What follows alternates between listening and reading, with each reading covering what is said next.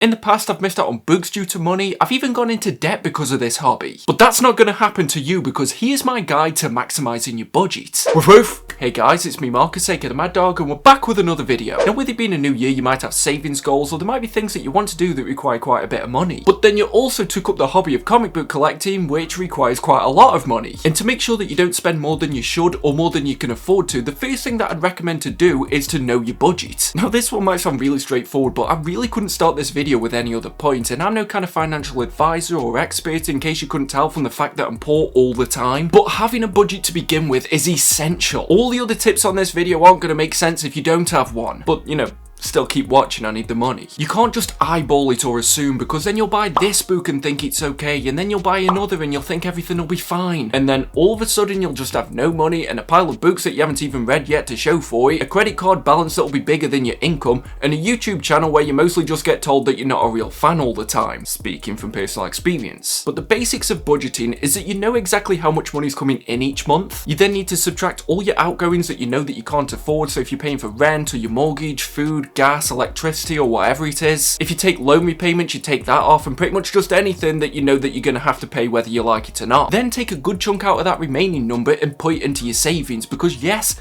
they are important. This isn't just some kind of emergency omnibus fund. Again, speaking from personal experience. Then with that remaining number, take out any kind of social funding. This part is normally quite low for me because I don't really have that many friends, but the ones that you do have, you don't want to have to bail on them because you spent too much on comics. Trust me, they will not understand. And because I think you actually budget better if you've got more than just one thing that you're spending your money on. If there's different aspects of your life that your money has to stretch to, then you'll think twice before buying a book if it means that you can't do something else that you enjoy. And the last thing that I'd recommend doing to figure out your budget is to ask yourself how much you'd actually be happy to spend on comics. Are these omnibuses and graphic novels your #1 priority right now? If it is, then great, don't be afraid to spend your money, but there may be the slight possibility that there's another goal that you could be saving towards, and you know, go on, you can tell me what it is, I'll wait.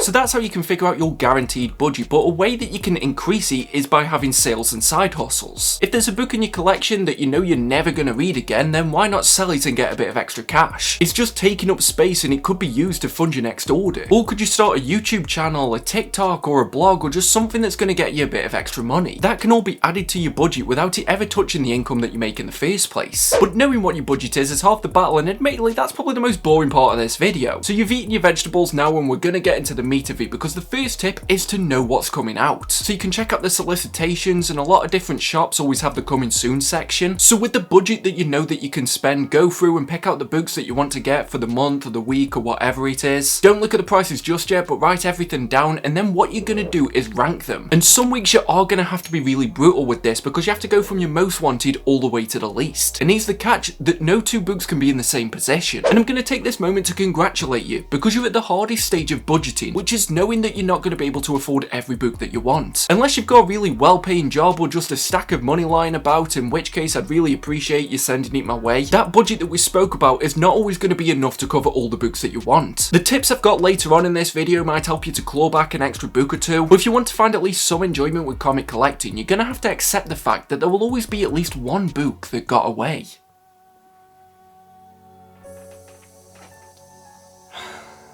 The next tip that I've got to help you prioritise your spending is to know what's likely to be in stock for a while and what's at risk of going out of print. Now if these are terms that you're not used to, I'd definitely recommend checking out my Beginner's Guide to Comics, but once a book goes out of print, it's going to cost a lot more than it did when it was in stock. And there's a bit of a knack to this, there's always going to be that wildcard factor because you can't predict what's going to happen, but with some reasonable certainty there are rules that you can follow, like reprints often have a lot lower print run. If it's a sequel volume, particularly 3 or higher, then there's going to be less of that than there was for volume 1. If it's a big name character with a movie coming out, or there's later volumes that are going to be released, then you can probably hang fire on some of the earlier ones. And I do a series once a season called Whale Watch, where I check the stock levels of different books and see what's at risk of going out of print. But one of the best tips that I can give you is to read samples of series or check it out digitally first, because the best way to stretch your budget further is to not pick up books that you didn't want in the first place. There's been series that I've been interested in, and I know that they've got an omnibus coming up, so then I'll read them on Marvel Unlimited, which I did a review of on this channel, and realise that maybe I like liked it, but I'm never going to read it again. In which case I don't need to spend £70 of my budget on a hardcover of it, which is just going to sit on my shelf forever. And a little side point to that point is to avoid hype buying. Look at the books on your list and ask yourself, why do you want to buy this? Is it just because you've heard a lot of people talking about it, but in actual fact it's a title that you might not like? The way to counteract this, and the reason why it's important to know what the release schedule is to implement the 24-hour rule. The best way to counteract is because you can implement the 24-hour rule. The best way to counteract this, and the reason why I think it's important to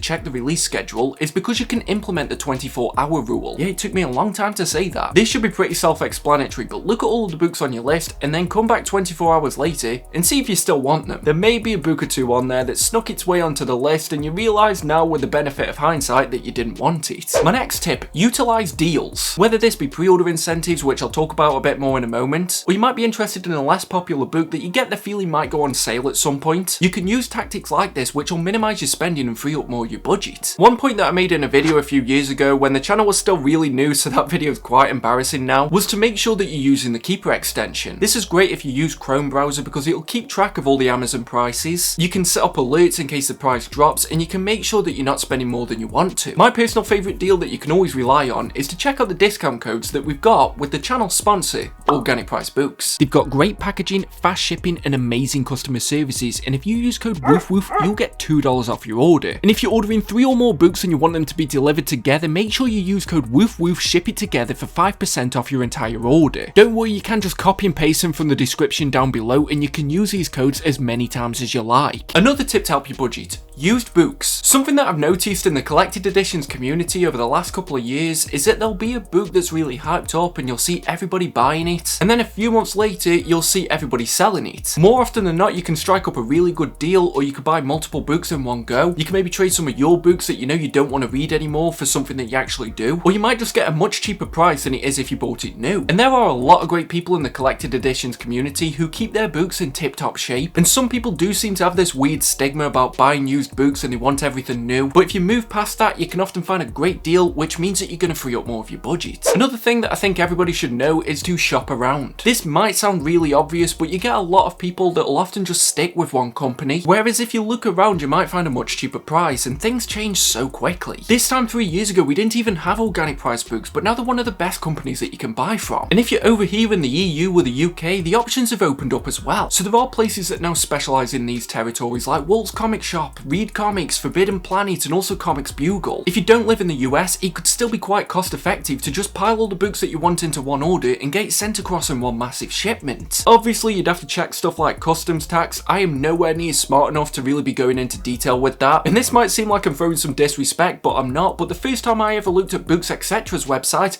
I thought they were a scam. Their website just looked like it was made in the 90s, so I really didn't trust it, but I took a chance because they had 50% off a book that I really wanted and it got delivered fine. I now use them as a staple for all of my hauls and I'd recommend them to anybody in the UK. So taking a chance, shopping around is often worth it. But one thing that can really save you a lot of money, even though it does mean that you're going to have to plan a bit better with your budget, is to pre-order. Because certain websites might take payment then and there, so if you know you've got a really quiet month, then you might want to get your books that are going to take place in April or something when you know you're going to have less money, and it'll pretty much be like you're getting a free shipment because you already paid for them in advance. Or you might have the option to pay in installments for bigger orders, or you could just pay on dispatch so that you know you're going to get the book. As well, I know Organic Price Books do it, I think Read Comics does this as well, but they offer final order cutoff discounts. So the final order cutoff is a really important date of the month to know because it's the last day when a retailer can put forward the orders. They may still be able to get a couple of copies after that, but if they put their order in before that date, then they're pretty much guaranteed to get it. And some retailers do offer an extra discount if you pre-order before that date. All of this is just going to help out in the grand scheme of things, so it's definitely worth pre-ordering some of the books that you know you can't miss out on. The only asterisk that you need to consider with this, and I'm only including this to be comprehensive, is that book dates can often be pushed back. That's why we often end up getting a couple of Omnigeddons a year where Marvel has pushed back the date of a book so much that it just ends up coming out on a week where it seems like everything else has been released as well. So it's best to take that into consideration as well, especially if you're trying to decide on if you should pay on the date when you order it or the date when it's dispatched. And my last tip for collected editions budgeting is to know the value of a book to yourself. Especially in this last year, cover prices have shot up, the exchange rate is awful, so even even though a website might be selling a book for £80 and you really want that book, it might not be worth it to you. There's really no shame in saying a book's too rich for your blood if you know that it's not worth the price that they're asking for. And that's extra important if you ever do go chasing after an out-of-print book. And that value is going to vary book to book, but whatever it is, just make sure that you don't pay over it. Because trust me, every single time that I've done that, I've ended up regretting it. I'm just going to touch on a few points for single issue buying as well. There is some crossover between this and collected editions. Firstly, I'd recommend ordering everything in advance, because you may drop on and a collected edition might be available for a few months after it's been released, but with single issues, that might not be the case. A lot of comic shops will only order the amount of pre-orders that they get in. I'd also just recommend avoiding spontaneous buys, so if it's a title that you've never really heard too much about and you don't know why you're buying it, maybe it's best that you don't. Because an individual single issue is cheaper than a collected edition, it's very easy to add this onto your pull list and that onto your pull list, and then all of a sudden you might be paying a couple extra £100 than what you originally intended. Once again, speaking from personal experience. And one thing that would often help me when I was buying single issues is I'd look at a title and I'd ask myself if I was going to read it within a week of buying it. Because there'd often be a couple of series that I'd buy the individual releases for, and then I'd stockpile them until I had a few that I could read in one sitting. At which point, why don't I save a bit of money and just wait for the collected edition? And you might want to consider subscription services like DC Universe Ultra. I did a review on this last month, but they have new issues being released on the app about a month after they've been released in shops. And realistically, a month isn't that long of a wait. But if you're still set on getting your single issues, I'd recommend going for a local comic shop or maybe an online service that offers discounts if you order a certain number of titles. These do seem to be few and far between, and you do often get better luck with the comic shops. I know mine used to do a thing where if you ordered 10 books, you'd get 10% off. Or some of the websites might also bag and board the comic for free. Basically what I'm getting at is to try and find the best value for money if you're going to go down this route. Because there are still ways of enjoying this hobby whilst having a budget, which is why I wanted to do this beginner's guide. Hopefully it's helped at least one person out. I know I wish I could have watched a video like this when I was first getting into comics, but who knows, if you've got any suggestions yourself, make sure you leave them in the comments section. And until next time, just make sure that you stay safe and stay mad, all you dogs. Woof woof. See you in the next video.